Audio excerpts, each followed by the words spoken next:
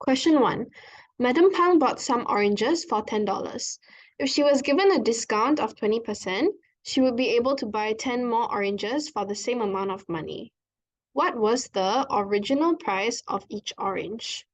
Okay, so let's look back at our second sentence, which says that if she was given a discount of 20%, she would be able to buy 10 more oranges. So what does this mean?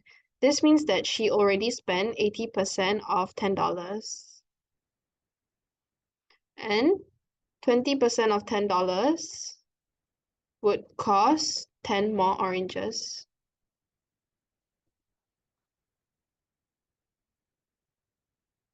So since we know that 20% of $10 is 10 oranges, let's calculate what 20% of $10 is. So 20% discount would be 20% is 20 out of 100, and this times $10 equals to $2. So now we know that the discounted price of 10 oranges is $2. So discounted price of 10 oranges is $2. So now we can find the price of one orange. So discounted price of one orange would be $2 divided by 10, and that gives us 20 cents.